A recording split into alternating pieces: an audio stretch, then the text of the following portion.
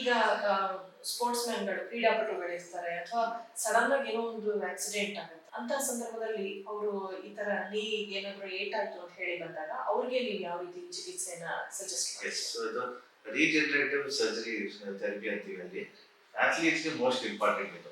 ಅವ್ರಿಗೆ most helpful ಆಗ್ತಾ ಇರೋದು BRP ಇಂಜೆಕ್ಷನ್ಸ್ ಅಥ್ಲೀಟ್ಸ್. ಮತ್ತು ಈಗ ಸದ್ಯಕ್ಕೆ ಇದು ಹೊಸ ಸ್ಟಾರ್ಟ್ ಆಗಿದೆ, ಪಿಕಲ್ ಬಾಲ್ ಆಡ್ತಾರೆ ಜನ, ಆಮೇಲೆ ಟೇಬಲ್ ಟೆನಿಸ್ ಆಡೋರು ಇರ್ತಾರೆ. ಅವರೆಲ್ಲ ಏನ್ ಮಾಡ್ತಾರೆ, ವಿತೌಟ್ ಇನಿಷಿಯಲ್ ವಾರ್ಮ್ ಅಪ್ ಹೋಗ್ಬಿಟ್ಟು ಸಡನ್ ಆಡಕ್ ಸ್ಟಾರ್ಟ್ ಮಾಡ್ತಾರೆ. ಅವರಲ್ಲಿ ಏನಾಗುತ್ತೆ, ಇವೆಲ್ಲ ಜಾಯಿಂಟ್ಸ್ ಇರುತ್ತಲ್ಲ, ಸ್ಟ್ರೆಸ್ ಜಾಸ್ತಿ ಇರುತ್ತೆ. ಯಾಕಂದ್ರೆ they are not trained and they are not prepared the joints for this kind of training. ಹೋಗ್ಬಿಟ್ಟು ಡೈರೆಕ್ಟ್ ಸ್ಯಾನಿಮೈಸ್ ಆಗಕ್ಕಾಗಲ್ಲ ಒಂದೇ ದಿನದಲ್ಲಿ. ಬಟ್ ಅದೇ ತರ ಪ್ರಯತ್ನ ಮಾಡ್ಬಿಟ್ಟು ಸ್ಟಾರ್ಟ್ ಮಾಡ್ತಾರಲ್ಲ, ಅವ್ರ ಕಾಲಲ್ಲಿ ಸ್ವಲ್ಪ ಪ್ರಾಬ್ಲಮ್ ಬರೋದು. So whatever degeneration start ಆಗುತ್ತೆ, to regenerate we can put this PRP injections. ಅಂದ್ರೆ ಈ ಸ್ಪೋರ್ಟ್ ಪರ್ಸನ್ ಏನಿರ್ತಾರೆ ಅವರು ಆ ಕ್ರೀಡೆಯಲ್ಲಿ ತೊಡಗೋದಕ್ಕೆ ಮುಂಚೆ ಪ್ರಿಕಾಷನರಿ ಆಗಿ ವಾರ್ಮ್ ಅಪ್ ಎಕ್ಸರ್ಸೈಸ್ ತಗೊಳ್ಳೋದು ಮತ್ತೆ ಸೂಕ್ತ ತರಬೇತಿ ಪಡ್ಕೊಂಡು ಅದರಲ್ಲಿ ಮತ್ತೆ ಈಗ ನಾವು ಕೇಳ್ತಾ ಇದ್ದೇವೆ, ಈಗ ಎಲ್ಲ ಒಂದು ಮೆಡಿಕಲ್ ಫೀಲ್ಡ್ ಅಲ್ಲಿ ಇವತ್ತು ರೋಬೋಟಿಕ್ ಸರ್ಜರಿ ಅಂತ ಏನಿದೆ ಇದು ತುಂಬಾ ಅಡ್ವಾನ್ಸ್ ಆಗ್ತಾ ಇದೆ. ಸೊ ಈ ರೋಬೋಟಿಕ್ ಸರ್ಜರಿಗೂ ನಿಮ್ಮ PRP ಟ್ರೀಟ್ಮೆಂಟ್ಗೂ ಏನು ಡಿಫ್ರೆನ್ಶಿಯೇಟ್? ರೋಬೋಟಿಕ್ ಸರ್ಜರಿ ಎಲ್ಲಿ ಯೂಸ್ ಆಗುತ್ತೆ ಅಂದ್ರೆ it is good no matter it is newest technology. ಅಂದ್ರೆ ಓಪನ್ ಸರ್ಜರಿಗಿಂತ ಫಾಸ್ಟ್ ಫೀಲ್ ಆಕ್ಚುಲಿ ಅದರಲ್ಲಿ ಏನು ಇಂಪ್ಲಾಂಟ್ ಯೂಸ್ ಆಗುತ್ತೆ, ನಾವು ಮ್ಯಾನ್ಯುಯಲ್ ಆಗಿ ಮಾಡೋದು ಟೀಚರ್ ಅಲ್ಲೂ ಅದೇ ಇಂಪ್ಲಾಂಟ್ ಯೂಸ್ ಆಗೋದು. ಎಲ್ಲಿ ವ್ಯತ್ಯಾಸ ಬರೋದಂದ್ರೆ ಜಾಸ್ತಿ ಡಿಫಾರ್ಮಿಟಿ ಇರುತ್ತೆ. ಕೆಲವು ಜನ ಜೀನು ವಾಲ್ಕಮ್ ಅಂತೀವಿ, ಅದು ಎಲ್ಲ ಸೊಟ್ಟಾಗಿರುತ್ತೆ, ಜಾಸ್ತಿ ಸೊಟ್ಟಾಗಿ ಡಿಫಾರ್ಮಿಟಿ ಆಗಿ ಹಿಪ್ಪು ಪ್ರಾಬ್ಲಮ್ ಬಂದ್ಬಿಟ್ಟು ಈ ನೀ ಪ್ರಾಬ್ಲಮ್ ಇರುತ್ತೆ ಅವಾಗೆಲ್ಲ. ಸೊ ಡಿಫಾರ್ಮಿಟಿ ಅಂಡ್ ಆಂಗಲ್ ಏನಿರುತ್ತೆ ಅದು ಜಾಸ್ತಿ ಆಂಗ್ಲೇಚರ್ ಇದ್ರೆ ಆವಾಗ ಅಸಿಸ್ಟೆಂಟ್ ರೋಬೋಟಿಕ್ ಅಸಿಸ್ಟೆಂಟ್ ನಾವು ಯೂಸ್ ಮಾಡ್ಬೋದು. ಕೆಲವೊಂದು ಪೇಷಂಟ್ಸ್ ಕೇಳ್ತಾರೆ ರೋಬೋಟ್ ಸರ್ಜರಿ ಅಂದ್ರೆ ರೋಬೋಟೇ ಬಂದ್ ಮಾಡ್ತಾರ ಅಂತ. ಆ ತರ ಇರಲ್ಲ, it is robotic assistant surgery. ವೈದ್ಯರು ಇರ್ತಾರೆ, ಡಾಕ್ಟರ್ ಇಸ್ ಮೋಸ್ಟ್ ಇಂಪಾರ್ಟೆಂಟ್. ಅದು ಅಸಿಸ್ಟೆಂಟ್ ಎಲ್ಲಿ ತಗೊಳ್ಳೋದಂದ್ರೆ ಆಂಗಲ್ ಸ್ಟ್ರೇಟ್ ಮಾಡ್ಸಕ್ಕೆ ಅಂಡ್ ಡಿಫಾರ್ಮಿಟಿ ಕರೆಕ್ಷನ್ ಮಾಡೋಕೆ ಅಲ್ಲಿ ರೋಬೋಟಿಕ್ಸ್ ನಮಗೆ ಇಂಪಾರ್ಟೆನ್ಸ್ ಆಗುತ್ತೆ. ಬಟ್ ಅದರಲ್ಲೂ ಮ್ಯಾನ್ಯುಯಲ್ ಆಗಿ ಮಾಡೋದ್ರಲ್ಲಿ ಸೇಮ್ ಸರ್ಜರಿ, ಕಟ್ಸ್ ತಗೊಳ್ಳೋದು ಸೇಮ್, ಇಂಪ್ಲಾಂಟ್ ಅಲ್ಲೂ ಸೇಮ್ ಯೂಸ್ ಆಗೋದು ಎಲ್ಲ ಸೇಮ್ ಇರೋದು. Just the angulation and deformity correction ಅಲ್ಲಿ ರೋಬೋಟಿಕ್ಸ್ ಇಸ್ ಮೋರ್ ಹೆಲ್ಪ್ಫುಲ್. ಈಗ ಉದರಕ್ಕೆ ಸಂಬಂಧಪಟ್ಟ ಅಂದ್ರೆ ಹೊಟ್ಟೆಗೆ ಸಂಬಂಧಪಟ್ಟಂಗೆ ಕೆಲವೊಂದು ಸರ್ಜರೀಸ್ ಇಲ್ಲಾಂದ್ರೆ ಈಗ ಲ್ಯಾಪ್ರೋಸ್ಕೋಪಿ ಅಲ್ಲಿ ಮಾಡುವಂತದ್ದು ಎಲ್ಲ ಇದೆ. ಆದ್ರೆ ಈ ಮೂಳೆ ಶಸ್ತ್ರಚಿಕಿತ್ಸೆಗೆ ಬಂದಾಗ ಬಹುಶಃ ಲ್ಯಾಪ್ರೋಸ್ಕೋಪಿಗಿಂತ ಓಪನ್ ಸರ್ಜರೀಸ್ ಹೆಚ್ಚು ರೆಕಮೆಂಡ್ ಮಾಡೋದು ಅಂತ ಕಾಣಿಸುತ್ತೆ. It depends on the intensity of damage already. Laparoscopy ಇದೆ, ಲ್ಯಾಪ್ರೋಸ್ಕೋಪಿ ಆರ್ಥೋಪೆಡಿಕ್ಸ್ ಅಲ್ಲೂ ಇದೆ, ದಟ್ ಇಸ್ ಕಾಲ್ಡ್ ಆರ್ಥ್ರೋಸ್ಕೋಪಿ ಅಂತೀವಿ. ಲ್ಯಾಪ್ರೋಸ್ಕೋಪಿ ಇದೆ, ಇದರಲ್ಲಿ ಆರ್ಥ್ರೋಸ್ಕೋಪಿ ಅಂತೀವಿ. ಅಲ್ಲಿ ಇದು ಎಲ್ಲಿ ಯೂಸ್ ಆಗುತ್ತೆ ಅಂದ್ರೆ ಲಿಗಮೆಂಟ್ ಟೇರ್ಸ್ ಆಗಿರುತ್ತೆ, ವಿತೌಟ್ ಓಪನಿಂಗ್ ಡೈರೆಕ್ಟ್ ನಾವು ಆಚೆಯಿಂದ ನಾವು ಫಿಕ್ಸ್ ಮಾಡಬಹುದು. So ACL tear, PCL tear ಅಂತ ಕೇಳಿರ್ತೀವ, ಅಲ್ಲಿ ನಿಮಗೆ ಆರ್ಥ್ರೋಸ್ಕೋಪಿ ಯೂಸ್ ಆಗುತ್ತೆ. ಈ ಕನ್ವೆನ್ಷನಲ್ ಸರ್ಜರಿಗೂ ರೋಬೋಟಿಕ್ ಸರ್ಜರಿಗೂ ಏನು ವ್ಯತ್ಯಾಸ? ಆಕ್ಚುಲಿ ಏನು ವ್ಯತ್ಯಾಸ ಇಲ್ಲ, ಅದೇ ಆಂಗ್ಯುಲೇಷನ್ ಇದು ಸೇಮ್ ಕಟ್ಸ್ ಇರುತ್ತೆ, ಸೇಮ್ ಇಂಪ್ಲಾಂಟ್ಸ್, ಇದ್ರಲ್ಲೂ ಸೇಮ್ ಇಂಪ್ಲಾಂಟ್, ಅದ್ರಲ್ಲೂ ಸೇಮ್ ಇಂಪ್ಲಾಂಟ್ಸ್, ಎಲ್ಲದರಲ್ಲೂ ಸೇಮ್ ಇಂಪ್ಲಾಂಟ್ಸ್ ಯೂಸ್ ಆಗೋದು, ಸೇಮ್ ಪ್ರೊಸೀಜರ್ ಒಂದೇ ಅದು. ಬಟ್ ಎಲ್ಲಿ ಡಿಫ್ರೆನ್ಸ್ ಬರೋದಂದ್ರೆ ಡಿಫಾರ್ಮಿಟಿ ಜಾಸ್ತಿ ಇರುತ್ತೆ, ಸೊಟ್ಟಾಗಿರುತ್ತೆ, ಕಾಲು ಜಾಸ್ತಿ ಸೊಟ್ಟಾಗಿದ್ರೆ robotics can help you assisted more in that angulation. Angle formation ಆಗಿ ಕಾಲು ಸ್ವಲ್ಪ ದೊಡ್ಡದಿರುತ್ತೆ, ಕೆಲವೊಂದು ಶಾರ್ಟ್ ಇರುತ್ತೆ, ಅವಾಗ ಕರೆಕ್ಷನ್ ಮಾಡೋಕ್ಕೆ ರೋಬೋಟಿಕ್ಸ್ ವೆರಿ ಇಂಪಾರ್ಟೆಂಟ್. ಈಗ ಒಬ್ಬ ವ್ಯಕ್ತಿಗೆ ಮೂಳೆ ಬದಲಿಗೆ ಶಸ್ತ್ರಚಿಕಿತ್ಸೆ, ನೀ ರಿಪ್ಲೇಸ್ಮೆಂಟ್ ಸರ್ಜರಿ ಮಾಡಿ ಆದ್ಮೇಲೆ ಅವರ ಜೀವನ ಶೈಲಿ ಯಾವ ರೀತಿ ಇರಬೇಕು, ಆಹಾರ ಕ್ರಮ ಹೇಗಿರ್ಬೇಕು? ಕ್ವಾಲಿಟಿ ಆಫ್ ಲೈಫ್ ಏನಂತೀವಿ, ಕ್ವಾಲಿಟಿ ಆಫ್ ಲೈಫ್ ನೀವು ವಾಪಸ್ ಕೊಡ್ಬೋದು. ಸೊ ಇಷ್ಟು ದಿನ ಅವರು ನೋವಲ್ಲಿ ಇರ್ತಾರೆ, ಜಾಸ್ತಿ ನಡ್ಲಕ್ಕಾಗಲ್ಲ, ಏನೇನೋ ಅವ್ರು ಮಾಡ್ಬೇಕಂತ ಇರ್ತಾರೆ ಅವರೆಲ್ಲ ಮಾಡೋಕ್ಕಾಗಲ್ಲ. ಏನು ಬೇಸಿಕ್ ಲೈಕ್ ಕ್ಲೈಂಬಿಂಗ್ ಒಂದು ಸ್ಟೆಪ್ಸ್, ಗ್ರೌಂಡ್ ಫ್ಲೋರ್ ಅಲ್ಲಿ ಇರ್ತಾರೆ, ಫಸ್ಟ್ ಫ್ಲೋರ್ ಹೋಗಕ್ಕಾಗಲ್ಲ ಅವ್ರಿಗೆ. ಈ ಆಪರೇಷನ್ ಆದ್ರೆ ಏನಾಗುತ್ತೆ, ಅದು ಮೂಳೆನೇ ಇರಲ್ಲ ಅಲ್ಲಿ. So whatever that is rubbing, it is either metal or metal or ಬೇರೆ ಇದಿರುತ್ತೆ ಅಲ್ಲಿ. ಸೊ ಅವ್ರಿಗೆ ನಡ್ಲಿಕ್ಕೂ ಈಸಿ ಆಗುತ್ತೆ, ಆಮೇಲೆ ಬೇಸಿಕ್ ಅವ್ರ ಡೈಲಿ ಲೈಫ್ ಸ್ಟೈಲ್ ಇಂಪ್ರೂವ್ಮೆಂಟ್ ಆಗುತ್ತೆ. ಈಗ ಕೆಲವ್ರಿಗೆ ಏನಾಗುತ್ತೆ, ಈ ನೀ ರಿಪ್ಲೇಸ್ಮೆಂಟ್ ಸರ್ಜರಿ ಒಂದು ಕಾಲಿಗೆ ಮಾತ್ರ ಮಾಡ್ತಾರೆ, ಕೆಲವರಿಗೆ ಎರಡು ಕಾಲು ಮಾಡಬೇಕಾದಂತಹ ಅವಶ್ಯಕತೆ ಇರುತ್ತೆ. ಈಗ ಆ ವ್ಯಕ್ತಿ ಒಂದೇ ಸರಿ ನಾನು ನೋವು ತಿನ್ಬಹುದು ಅಂತ ಹೇಳಿ ಒಂದೇ ಸರಿ ಎರಡೂ ಕಾಲು ಮಾಡಿಸ್ಕೊಳ್ಳೋದು ಸೂಕ್ತನಾ, ಅಥವಾ ಒಂದು ಕಾಲು ಮಾಡಿಸಿ ಗ್ಯಾಪ್ ಕೊಟ್ಟು ಮತ್ತೆ ಇನ್ನೊಂದು ಮಾಡಿಸ್ಕೊಳ್ಳೋದು ಸೂಕ್ತನಾ? ನನ್ನ ಎಕ್ಸ್ಪೀರಿಯನ್ಸ್ ಇಂದ ನನ್ನ ಇದರಿಂದ ಹ್ಮ್. ಒಂದೇ ಸಲ ಎರಡು ಮಾಡಿಸಿದ್ರೆ ಒಳ್ಳೇದು. ಯಾವ್ದಕ್ಕಂದ್ರೆ ನಾವು ಕಟ್ಸ್ ತಗೊಂಡಾಗ ಇದು ಶಾರ್ಟ್ನಿಂಗ್ ಆಗೋ ಚಾನ್ಸ್ ಇರುತ್ತೆ. ಒಂದ್ ಕಾಲ್ ಜಾಸ್ತಿ ಶಾರ್ಟ್ ಆಗ್ಬಿಡುತ್ತೆ, ಒಂದು ಶಾರ್ಟ್ ಆಗ್ಬಿಡುತ್ತೆ. ಸೊ ಲೆವೆಲ್ ಆಗಿ ಮಾಡೋಕೆ ಎರಡು ಮಾಡಿಸ್ಬಿಟ್ರೆ ಒಳ್ಳೇದು ಒಂದೇ ಸೆಟ್ಟಿಗೆ. So that is the best option. Actually ಒಂದು ಇನ್ಶೂರೆನ್ಸ್ ಇಟ್ಬಿಟ್ಟು ಅವರು ದುಡ್ಡಿನ ಅಷ್ಟೊಂದು ಕಷ್ಟ ಇಲ್ಲ ಅಂದ್ರೆ ಎಲ್ಲ ಓಕೆ ಸ್ಟೇಬಲ್ ಇದ್ದಾರೆ, ಕೋಮಾಬಿಲಿಟೀಸ್ ಜಾಸ್ತಿ ಇಲ್ಲ, ಅನಿಮಿಯಾ ಇಲ್ಲ, ಕರೆಕ್ಟ್ ಬ್ಲಡ್ ಲೆವೆಲ್ಸ್ ಎಲ್ಲ ಕರೆಕ್ಟ್ ಇದೆ ಅಂದ್ರೆ I suggest they go for both the lease it place. ನೀವು ಇದೇನಂದ್ರೆ ಒಂದ್ ಟೈರ್ ಚೇಂಜ್ ಮಾಡ್ಬಿಟ್ಟು ಬೇರೆ ಟೈರ್ ಗಾಡಿ ಓಡಿಸಕ್ ಆಗಲ್ಲ. ಒಂದೇ ಸಲ ಎರಡು ಟೈರ್ ಚೇಂಜ್ ಮಾಡ್ಬಿಟ್ರೆ ಬ್ಯಾಲೆನ್ಸ್ ಆಗಿ ಹೋಗುತ್ತೆ ಅಂಡ್ ಫ್ಯೂಚರ್ ಆಗು ಅದು ಪೆಲ್ವಿಕ್ ಟಿಲ್ಟ್ ಕರೆಕ್ಟ್ ಇರುತ್ತೆ. ಅಂದ್ರೆ ಆ ಪೇನ್ ಅನ್ನ ತಡ್ಕೊಳ್ಳುವಂತಹ ಕೆಪಾಸಿಟಿ ಅವರಿಗೆ ಇರಬೇಕು. ಒಂದೇ ಸಲ ಆಗ್ಬಿಟ್ಟಿದ್ರಿಂದ ಎರಡು ಒಂದೇ ಸಲ ಮುಗ್ದೋಗುತ್ತೆ. ಎಲ್ಲ ಎಕ್ಸಾಮ್ ಒಂದೇ ದಿನ ಮುಗಿಸೋ ತರ ಇದೆ. ಈಗ ಯಾವ ಒಬ್ಬ ವ್ಯಕ್ತಿಗೆ ನೀವು ಶಸ್ತ್ರಚಿಕಿತ್ಸೆನೇ ಮಾಡಕ್ ಆಗಲ್ಲ ಅನ್ನುವಂತಹ ಸಂದರ್ಭ ಯಾವಾಗ? ಕೋರ್ಮಾಬಿಲಿಟೀಸ್ ಅಂತ ಇರುತ್ತೆ. ದಟ್ ಇಸ್ ಡಯಾಬಿಟಿಕ್ ಜಾಸ್ತಿ ಅನ್ಕಂಟ್ರೋಲ್ ಇರುತ್ತೆ. ಕೆಲವು ಜನ ಏನಿರುತ್ತೆ ಬ್ಲೀಡಿಂಗ್ ಡಿಸಾರ್ಡರ್ಸ್ ಇರುತ್ತೆ. ಅವ್ರಿಗೆ ಬ್ಲೀಡಿಂಗ್ ಏನ್ ಕೊಟ್ಟರು ಲೈಕ್ ಹಿಮೋಫಿಲಿಯಾ ಕಂಡೀಷನ್ಸ್ ಎಲ್ಲ ಇರುತ್ತೆ. ಅವ್ರಿಗೆಲ್ಲ ಸ್ವಲ್ಪ ಕಷ್ಟ ಆಗುತ್ತೆ. Not that it cannot be done, but ಅವ್ರಿಗೂ ರಿಸ್ಕ್ ಫ್ಯಾಕ್ಟರ್ಸ್ ಅವ್ರಿಗೆ ಜಾಸ್ತಿ ಏಜ್ ಇರೋರಿಗೆ, ಆಮೇಲೆ ಮಲ್ಟಿಪಲ್ ಫ್ರಾಕ್ಚರ್ಸ್ ಆಗಿರುತ್ತೆ. ಅವ್ರಿಗೆಲ್ಲ ಸ್ವಲ್ಪ ಕಷ್ಟ ಇವೆಲ್ಲ ಮಾಡೋದು. ಕ್ಯಾನ್ಸರ್ ಪೇಷಂಟ್ಸ್ ಇರ್ತಾರೆ ಅಥವಾ ಕೀಮೋ ರೇಡಿಯೇಷನ್ ಈ ತರದೇನಾದ್ರು ತಗೊಳ್ತಾ ಇರ್ತಾರೆ, ಅವ್ರಿಗೆಲ್ಲ ಬೋನ್ ಡೆನ್ಸಿಟಿ ಬಹಳ ಕಡಿಮೆ ಇರುತ್ತೆ ಅವ್ರಿಗೆಲ್ಲ. ಸೊ ಈ ಸ್ಕ್ರೂ ನಿಲ್ಲೋದು ಆಮೇಲೆ ಇಂಪ್ಲಾಂಟ್ ನಿಲ್ಲೋದು ಬಹಳ ಕಷ್ಟ ಕೊಡುತ್ತೆ ಅವ್ರಿಗೆ. ನೀವು ಮಾಡಿದ್ರು ಫ್ಯೂಚರ್ ಅಲ್ಲಿ ಅವ್ರಿಗೆ ತೊಂದರೆ ಬರುತ್ತೆ. So we try and avoid in such cases wear the bone density is also very less. ಅವ್ರಿಗೆಲ್ಲ ಇನ್ನ ನೋವು ಜಾಸ್ತಿನೇ ಆಗೋದು ಆಮೇಲೆ. ಸೊ ಅಂತವರಿಗೆ ನೀವು ಸರ್ಜರಿ ಅಂತವರಿಗೆ ಕೋಮಾಬಿಲಿಟಿ ಜಾಸ್ತಿ ಆಗಿರ್ತಾರೆ ಅವರೆಲ್ಲ ನಾವು ಅವಾಯ್ಡ್ ಮಾಡಿದ್ರೆ ಒಳ್ಳೇದು. ಮತ್ತೆ ಇವಾಗ ನೀವು ಶಸ್ತ್ರಚಿಕಿತ್ಸೆನ ಈಗ ಒಬ್ಬ ವ್ಯಕ್ತಿಗೆ ಮಾಡಬೇಕು ಅಂತ ಹೇಳಿದ್ರೆ ಯಾವ ಒಂದು ಆಸ್ಪತ್ರೆಯಲ್ಲಿ ತಾವು ಮಾಡ್ತೀರಾ sir? Hospitals depends on the patient's capacity of his financial capacity. End of the day, it is on the financial capabilities. ಯಾಕಂದ್ರೆ ಏನ್ ಮಾಡಿದ್ರು ನಾವೇ ಮಾಡೋದು. ಜಸ್ಟ್ ಅಲ್ಲಿ ರೂಮ್ ಚೆನ್ನಾಗಿರುತ್ತೆ, ಇಲ್ಲಿ ರೂಮ್ ಸ್ವಲ್ಪ ಡಿಫ್ರೆಂಟ್ ಇರುತ್ತೆ ಅಂತ ಇರೋದು. ಮಲ್ಟಿಪಲ್ ಹಾಸ್ಪಿಟಲ್ಸ್ ಇದ್ದಾರೆ. ಬೇಸ್ಡ್ ಆನ್ ದೇರ್ ಅಫೋರ್ಡಬಿಲಿಟಿ ಅವ್ರ ಇನ್ಶೂರೆನ್ಸ್ ಅಲ್ಲಿ ಒಂದು ಲಿಸ್ಟ್ ಬರುತ್ತೆ ಅವ್ರಿಗೆಲ್ಲ. ಇದೇ ಜಾಗ ಮಾಡಿಸ್ಬೇಕು, ಇದೇ ನಿಮ್ಗೆ ಇನ್ಶೂರೆನ್ಸ್ ಬರುತ್ತೆ ಅಂತ ಅಲ್ಲಿ ಮಾಡಿಸಿದ್ರೆ ಅವ್ರಿಗೆ ಹೆಲ್ಪ್ಫುಲ್ ಆಗುತ್ತೆ. ಇಲ್ಲ ಕೆಲವು ಜನ ESI ಅಲ್ಲಿ ಮಾಡಿಸ್ಕೊಳ್ತಾರೆ. ಕೆಲವು ಜನ ನಾವು ಏನ್ ಮಾಡ್ತೀವಿ ಬೋರಿಂಗ್ ಕಳಿಸ್ತೀವಿ. ಯಾಕಂದ್ರೆ ಒಂದೇ ಜಾಗದಲ್ಲಿ ಕೆಲಸ ಮಾಡೋರು ಅವ್ರ ಟ್ರೈನ್ ಜಾಸ್ತಿ ಇರ್ತಾರೆ. ಸೊ ಗವರ್ಮೆಂಟ್ ಹಾಸ್ಪಿಟಲ್ ಅಂತ ನಾವು ಅನ್ಕೊಳ್ಬಾರ್ದು. ಗವರ್ಮೆಂಟ್ ಹಾಸ್ಪಿಟಲ್ ಜಾಸ್ತಿ ಆಕ್ಚುಲಿ ಚೆನ್ನಾಗಿ ಒಳ್ಳೆ ಟ್ರೀಟ್ಮೆಂಟ್ ಅಲ್ಲೇ ಸಿಗೋದು. ಒಳ್ಳೆ ಡಾಕ್ಟರ್ಸ್ ಇರ್ತಾರೆ. ಒಂದೇ ಕೆಲಸ ನೀವು 3 ಸಲ ಮಾಡಿದ್ರೆ you get very good at it. Experience ಜಾಸ್ತಿ ಇರುತ್ತೆ. ಸೊ ನನ್ನ ಬ್ಯಾಕ್ ಗ್ರೌಂಡ್ ಇಂದ ಬಂದಿರೋದ್ರಿಂದ I always feel that government hospital is a best option ಅಂತ. ಬಟ್ ಜನರ ತಲೆಯಲ್ಲಿ ಏನಿರುತ್ತೆ ದೊಡ್ಡ ಹಾಸ್ಪಿಟಲ್ ಇದ್ರೆ ಮಾತ್ರ ನಾವು ಚೆನ್ನಾಗಿ ಆಗ್ತೀವಿ ಅಂತ ಅದು ತೆಗಿಬೇಕು. ದೊಡ್ಡ ಹಾಸ್ಪಿಟಲ್ ಹೋದಷ್ಟು ಬಿಲ್ ಕೂಡ ದೊಡ್ಡದಾಗಿರುತ್ತೆ. ಸೊ ಅಲ್ಲಿ ಪ್ರಾಬ್ಲಮ್. ಈ PRP ಟ್ರೀಟ್ಮೆಂಟ್ ಗೆ ಎಷ್ಟು ಖರ್ಚಾಗ್ಬೋದು ಸರ್ ಅಂದಾಜು? ಒಂದು 50 ಬ್ಯಾಂಗ್ಳೂರಲ್ಲಿ ಒಂದು ಅಬೌಟ್ 35 to 50,000 ತನಕ ರೇಂಜ್ ಇಟ್ಟಿದ್ದಾರೆ. ಕೆಲವು ಕಾರ್ಪೊರೇಟ್ಸ್ ಅಂದ್ರೆ ವರ್ಷಕ್ಕೆ ಒಂದು ಸರಿ ಅದನ್ನ ಒಂದೇ ಸಲ ತಗೊಳ್ಳೋದು. 50 to 30 to 50 ರೇಂಜ್ ಅಲ್ಲಿ ತಗೊಳ್ಬಹುದು.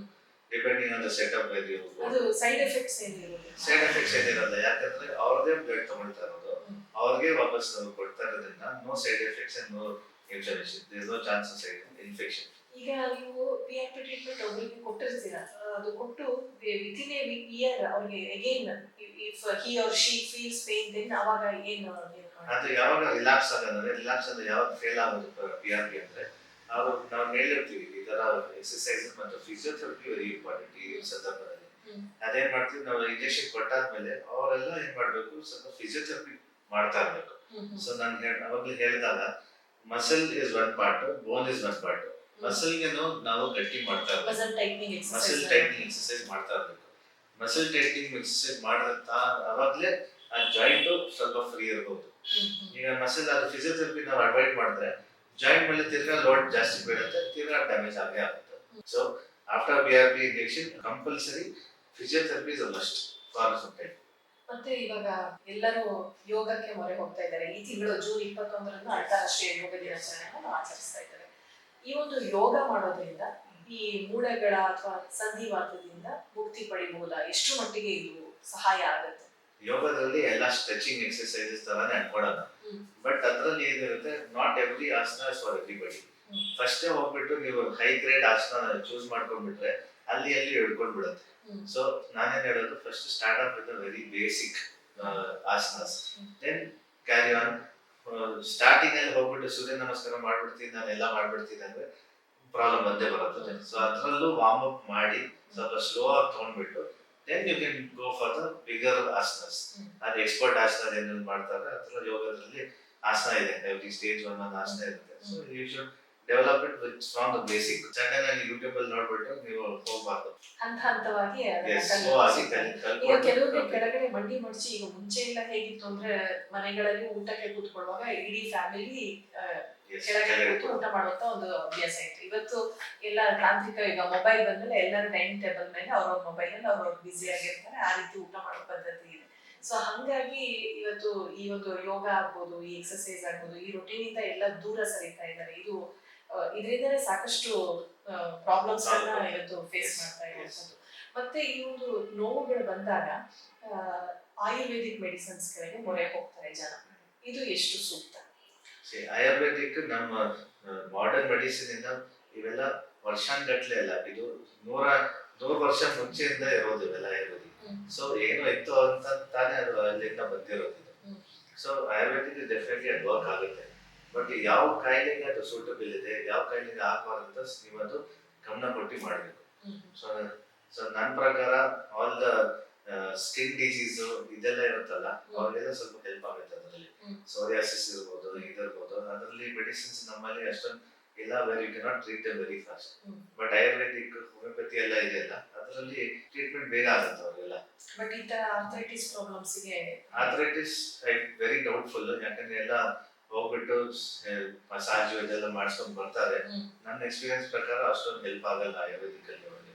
ಅದರಲ್ಲಿ ಸ್ಟೆರಾಯ್ಡ್ಸ್ ಎಲ್ಲ ಸ್ವಲ್ಪ ಜಾಸ್ತಿ ಕೊಟ್ಟಾದ್ಮೇಲೆ then to reduce it for some time, ತಿರ್ಗಿ ಅದು ರಿಲ್ಯಾಪ್ಸ್ ಆಗೋ ಚಾನ್ಸ್ ಇರುತ್ತೆ. ಈಗ ಯಾರಾದ್ರೂ ವ್ಯಕ್ತಿ ಬಂದಾಗ ಈ ನೋವು ಅಂತ ಹೇಳಿ, ನೀವು ಯಾವ ಸಂದರ್ಭದಲ್ಲಿ ಅವ್ರನ್ನ ಎಕ್ಸ್ರೇಗೆ ಒಳಪಡಿಸ್ತೀರಾ? ಯಾವಾಗ MRI ಸ್ಕ್ಯಾನಿಂಗ್ ಅವ್ರಿಗೆ ಅವಶ್ಯಕತೆ ಆಗುತ್ತೆ? ಎಷ್ಟು ಅದು ಯಾವಾಗ ನೀವು ಅದನ್ನು ಹೇಗೆ ನಿರ್ಧರಿಸ್ತೀರಾ? ಎಕ್ಸ್ರೇ ಮತ್ತು MRI ಡಿಫ್ರೆನ್ಸ್ ಏನಂದ್ರೆ, ಮೂಳೆ ನಾವು ಏನಾದ್ರು ಡ್ಯಾಮೇಜ್ ಆಗಿದೆ ನೋಡ್ಬೇಕಾಗಿದ್ರೆ ನಾವು ಎಕ್ಸ್ರೇ ತೆಗಿಯೋದು.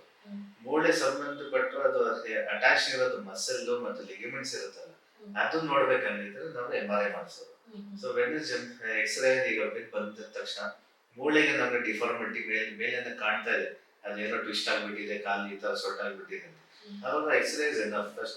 First line of treatment, first aid ಅಂತೀವಿ, ಆ ತರ first line of treatment you can go for X ray. ಅದರಲ್ಲಿ ಏನಾದ್ರು ನಮ್ಗೆ ಗೊತ್ತಾಗಿಲ್ಲ ಅಂದ್ರೆ next you have to plan for MRI. ಯಾಕಂದ್ರೆ ಸಡನ್ ಆಗಿ MRI ಏನು ಅವಶ್ಯಕತೆ ಇರಲ್ಲ, ಎಲ್ಲ ಎಕ್ಸ್ರೇ ಅಲ್ಲಿ ಗೊತ್ತಾಗುತ್ತೆ. ಫಾರ್ ಗುಡ್ ಐ ಜಾಸ್ತಿ ನೋಡ್ತಾ ಇದ್ರೆ ಗೊತ್ತಾಗ್ಬಿಡುತ್ತೆ ಇದು ಏನಾಗಿದೆ, ಲಿಗಮೆಂಟ್ ಅದರಲ್ಲೇ ಗೊತ್ತಾಗ್ಬೋದು. ಡೈರೆಕ್ಟ್ MRI ಏನು ಅವಶ್ಯಕತೆ ಇರಲ್ಲ. First line of treatment first aid X ray. ಈಗ ತಾವು ಅವಾಗಲೇ ಹೇಳಿದ್ರಿ, ಈಗ ಫಿಸಿಯೋಥೆರಪಿ ಮಸ್ಟ್ ಅಂತ ಹೇಳಿ. ಈಗ ಒಂದು ಶಸ್ತ್ರಚಿಕಿತ್ಸೆ ಆದ್ಮೇಲೆ ಸರ್ಜರಿ ಆಗಿರೋ ಪೇಷಂಟ್ಗೆ ಎಷ್ಟು ದಿನಗಳ ಕಾಲ ಫಿಸಿಯೋಥೆರಪಿ ಅವಶ್ಯಕತೆ ಇದೆ? Physiotherapy is must and should for after every surgery. ಅದೇನಂದ್ರೆ ಮಸಲ್ ಡೆವಲಪ್ಮೆಂಟ್ ಮಾಡಿಸ್ಬೇಕು. ಅದರ ಕಟ್ಸ್ ಎಲ್ಲ ತಗೊಂಡಿರ್ತೀವಿ, ಮಸಲ್ ಡ್ಯಾಮೇಜ್ ಆಗಿರುತ್ತೆ, ಸೂಚರ್ಸ್ ಆಗಿರ್ತೀವಿ. ಸೊ ಅವಾಗ ಏನಾಗಿರುತ್ತೆ, ಸೊ ಮಸಲ್ ವಾಪಸ್ ಅದು ಸ್ಟ್ರೆಂತ್ ಗೇನ್ ಆಗಿರಲ್ಲ. ಸೊ ದಟ್ ಟೈಮ್ ಏನ್ ಮಾಡ್ಬೇಕು ನಾವು, ಈ ಮಸಲ್ಗೆ ವಾಪಸ್ ಸ್ಟ್ರೆಂತ್ ಗೇನ್ ಮಾಡಿಸ್ಬೇಕಂದ್ರೆ physiotherapy is the only option. So physiotherapy and rehabilitation ಏನಂತೀವಿ, for rehabilitation is 50% after surgery. ರಿಕವರಿಗೆ 50% ಅನ್ಕೊಂತೀನಿ ನಾನು, 50% ಇಸ್ ಫಿಸಿಯೋಥೆರಪಿ. ಸರ್ಜರಿ ಆಗ್ಬಿಟ್ಟಿದೆ, ಬೇರೆ ಕಪ್ ಆಗ್ಬಿಟ್ಟಿದೀವಿ, ಎಲ್ಲ ಇಂಪ್ಲಾಂಟ್ ಆಗ್ಬಿಟ್ಟಿದೆ, but 50% you have to recover it through physiotherapy. ಈಗ ನಮ್ಮ ನವ್ಯ ಡಿಜಿಟಲ್ ಚಾನೆಲ್ನ ವೀಕ್ಷಕರು ತಮ್ಮ ಬಳಿ ಏನಾದರೂ ಚಿಕಿತ್ಸೆ ಪಡ್ಕೊಳ್ಬೇಕು, ತಮ್ಮ ಬಳಿ ಶಸ್ತ್ರಚಿಕಿತ್ಸೆಗೆ ಒಳಪಡಬೇಕು ಅಂತ ಹೇಳಿದ್ರೆ ಅವರು ತಮ್ಮನ್ನು ಎಲ್ಲಿ ಭೇಟಿ ಮಾಡಬಹುದು?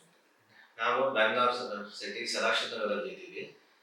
ಆರ್ಥೋ ವೆಲ್ನೆಸ್ ಅಂತ ನಮ್ಮ ಸೆಂಟರ್. ಇದು ಸದಾಶಿವ ಭಾಷಣ್ ಸರ್ಕಲ್ ಪೆಟ್ರೋಲ್ ಬಂಕ್ ಹಿಂದೆನೆ ನಮ್ದು ಸೆಂಟರ್ ಇರೋದು ಇಲ್ಲಿ. ಸೊ ನಮ್ಮ ಸೆಂಟರ್ ಅಲ್ಲಿ ಆಪರೇಷನ್ ಅಂತ ನಾನು ಮಾಡೋದು ಅಲ್ಲಿ, ಬಟ್ ವಿ ಡು PRP ಮಾಡ್ತಾ ಇದೀವಿ, ಎಕ್ಸ್ರೇದು ಫೆಸಿಲಿಟಿ ಇದೆ, ಫಿಸಿಯೋಥೆರಪಿ ಮಾಡ್ತಾ ಇದೀವಿ, ಬ್ಲಡ್ ಟೆಸ್ಟಿಂಗ್ ಇದಿದೆ, ಸೌಲಭ್ಯ ಇದೆ. ಸೊ ಬೇಸಿಕ್ ಎಲ್ಲ ಆರ್ಥೋಪೆಡಿಕ್ ಏನೇನು ಬೇಕಾಗಿದೆ ನಾವು ಇಲ್ಲಿ ಮಾಡ್ತೀವಿ. ತಾವಾಗಲೇ ಹೇಳ್ತಾ ಇದ್ರಿ, ತಂದೆಯವರು ಕೂಡ ಒಂದು ಒಳ್ಳೆ ಹೆಸರನ್ನ ಪಡೆದಂತಹ ವೈದ್ಯರಾಗಿದ್ರು ಅಂತ ಹೇಳಿ. ಫಿಸಿಷಿಯನ್ ಆಗಿದ್ರು ಎಲ್ಲ ತರ So, ರೋಗಿಗಳು ತಂದೆ ಡಾಕ್ಟರ್ ಮೊಹಮ್ಮದ್ ನಜೀರ್ ಅಂತ, ಇವರು senior most paediatrician for Bangalore. So 50 years ಇಂದ ಸರ್ವಿಸ್ ಮಾಡಿರೋರು. ಒಂದು ಸರ್ಕಮ್ಸಿಷನ್ ಅಂತ ಒಂದು ಇದಿರುತ್ತೆ, ಪದ್ಧತಿ ಇರುತ್ತೆ ಮುಸ್ಲಿಂ ಸಮಾಜದಲ್ಲಿ. ಅದೇನಂದ್ರೆ ಮಗು ಹುಟ್ಟಿದಾದ್ಮೇಲೆ ಒಂದು 3 months ಆದ್ಮೇಲೆ ನಾವು ಸರ್ಕಮ್ಸಿಷನ್ ಅನ್ನು ಮಾಡಿಸ್ತೀವಿ. ಅದ್ಬಿಟ್ಟು ಈವನ್ ಫಾರ್ ಫೈಮೋಸಿಸ್, ನಾರ್ಮಲ್ ಆಗಿ ಜನ ಇರ್ತಾರೆ, ಮಕ್ಕಳು ಇರ್ತಾರೆ, ಹೈಜೀನ್ ಇರಲ್ಲ, ಪೆನಿಸ್ ಮೇಲೆ ಅದು ಸ್ವೆಲ್ಲಿಂಗ್ ಬಂದಿರುತ್ತೆ ಅವ್ರಿಗೆ, ಅವ್ರ ಯೂರಿನ್ ಸರಿಯಾಗಿ ಪಾಸ್ ಆಗಿರಲ್ಲ, ಅಲ್ಲಿ ಫೈಮೋಸಿಸ್ ಅಂತ ಮುಂದಿನ ಚರ್ಮ ಅದೆಲ್ಲ ಲಾಕ್ ಆಗಿರುತ್ತೆ. ಅವ್ರಿಗೆ ಯೂರಿನ್ ಮಾಡಿದ ತಕ್ಷಣ ಉಟ್ಕೊಂಡ್ ಬಿಡುತ್ತೆ. ಅವ್ರಿಗೆಲ್ಲ ಆಪರೇಷನ್ ಇಲ್ಲೇ ಮಾಡ್ತಾ ಇದೀವಿ ನಾವು. So starting from 3 months to up to 60 years ಅವ್ರಿಗೂ ಸರ್ಕಮ್ಸಿಷನ್ ಮಾಡ್ತಾ ಇದೀವಿ. ಅಂದ್ರೆ ಆಪ್ತೋ ಜೊತೆಗೆ ಈ ಒಂದು ಸರ್ಜರಿ ಕೂಡ ತಮ್ಮ ಕ್ಲಿನಿಕಲ್ಲಿ ಲಭ್ಯ ಇದೆ. ಸೊ ಡಿಫ್ರೆಂಟ್ ಸರ್ಜಿಕಲ್ ಮೆಥಡ್ ಇದೆ, ಸ್ಟೇಪ್ಲಿಂಗ್ ಮೆಥಡ್ ಇದೆ, ಅದೆಲ್ಲ ಮಾಡ್ತಾ ಇದೀವಿ ಇಲ್ಲಿ. ಅಂದ್ರೆ ಅವರಿಗೆ ಯಾವುದು ಅಫೋರ್ಡ್ ಮಾಡ್ಲಿಕ್ಕೆ ಸಾಧ್ಯ ಆಗುತ್ತೆ ಅದನ್ನ Yes, ಅವರು ಅದ್ರ ಆಯ್ಕೆ ಪ್ರಕಾರ ಮಾಡ್ಕೊಂಡು ಮಾಡಿಸ್ತಾರೆ. ಚೂಸ್ ಮಾಡ್ಬೋದು. ಇದುವರೆಗೂ ತಾವು ಸಂಧಿವಾತ ಹಾಗೂ ಮೂಳೆ ಬದಲಿ ಶಸ್ತ್ರಚಿಕಿತ್ಸೆ ಕುರಿತಾಗಿ ಸಾಕಷ್ಟು ಮಾಹಿತಿಯನ್ನ ನಮ್ಮ ವೀಕ್ಷಕರಿಗೆ ತಿಳಿಸ್ಕೊಟ್ಟಿದ್ದೀರಾ. ಧನ್ಯವಾದಗಳು. ಲಾಸ್ಟ್ ಅಲ್ಲಿ ಒಂದು ಕಿವಿ ಮಾತು, ನವ್ಯ ಡಿಜಿಟಲ್ ಮಾಧ್ಯಮ ಮುಖಾಂತರ ನಾನು ಹೇಳಕ್ ಪ್ರಯತ್ನ ಪಡ್ತೀನಿ. ನೋಡಿ, ಮೂಳೆಗೆ ಇರೋದು ಕ್ಯಾಲ್ಸಿಯಂ ಮತ್ತು D3 ಮೇನ್ ಇಂಗ್ರೀಡಿಯೆಂಟ್ಸ್. ಸೊ ಎಷ್ಟಾದ್ರೂ ಪ್ರಯತ್ನ ಮಾಡಿಬಿಟ್ಟು ಸ್ಯಾಟರ್ಡೆ ಸಂಡೇ ಎಲ್ಲೋ 1 hour ಎಲ್ಲೋ ಅರ್ಧ ಗಂಟೆ ಎಲ್ಲೋ ಸ್ವಲ್ಪ ಹೋಗ್ಬಿಟ್ಟು ಸಣ್ಣಲ್ಲಿ ಕೂಡ ಪ್ರಯತ್ನ ಮಾಡಬೇಕಿಲ್ಲ. ಆಮೇಲೆ ಊಟ ಪದಾರ್ಥದಲ್ಲಿ ಎಲ್ಲ ಡೈರಿ ಪ್ರಾಡಕ್ಟ್ಸ್ ಇರ್ಬೋದು, ಸೋಯಾಬೀನ್ ಪ್ರಾಡಕ್ಟ್ಸ್ ಇರ್ಬೋದು, ಅವೆಲ್ಲ ಸ್ವಲ್ಪ ಜಾಸ್ತಿ ಯೂಸ್ ಮಾಡೋದು ಪ್ರಯತ್ನ ಮಾಡಬೇಕು. ಆಮೇಲೆ ಸಡನ್ ಆಗಿ ಏನಾದರೂ ಎತ್ತೋದು, ಸಡನ್ ಆಗಿ ಮೂಮೆಂಟ್ಸ್ ಮಾಡೋದು, ಅದೆಲ್ಲ ಸ್ವಲ್ಪ ಅವಾಯ್ಡ್ ಮಾಡಿದ್ರೆ ಒಳ್ಳೆಯದು. Special thanks to Soumya ma'am ಮತ್ತು ನವ್ಯ ಡಿಜಿಟಲ್ ಅವ್ರಿಗೆ, ಅವರ ಟೈಮ್ ಕೊಟ್ಟು ಬೇರೆ ವೀಕ್ಷಕರಿಗೆ ಇಲ್ಲೇ ನಿಮ್ಮ ಮಾಧ್ಯಮ ಅಂತ ಬೇರೆಯವ್ರಿಗೆ ಮೂಳೆ ಬಗ್ಗೆ ಮಾಹಿತಿ ಕೊಟ್ಟಿದ್ದೋಸ್ಕರ ಮತ್ತು ವ್ಯೂವರ್ಸ್ಗೆಲ್ಲ ನಾನು ಬಹಳ ಥ್ಯಾಂಕ್ ಯು ಹೇಳ್ತೀನಿ. ಕಾರ್ಯಕ್ರಮ ವೀಕ್ಷಿಸಿದ್ದಕ್ಕಾಗಿ ಧನ್ಯವಾದಗಳು. ನಿಮ್ಮ ಪ್ರೋತ್ಸಾಹನೇ ನಮಗೆ ಶಕ್ತಿ. ಹಾಗಾಗಿ ನಿಮ್ಮ ಈ ಒಂದು ಕಾರ್ಯಕ್ರಮವನ್ನು ವೀಕ್ಷಿಸಿ ನಿಮ್ಮ ಕಮೆಂಟ್ ಅನ್ನು ತಪ್ಪದೇ ತಿಳಿಸಿ. ಮುಂದಿನ ಸಂಚಿಕೆಯಲ್ಲಿ ಮತ್ತೊಂದು ವಿಷಯದೊಂದಿಗೆ ಭೇಟಿಯಾಗೋಣ. ನಮಸ್ಕಾರ.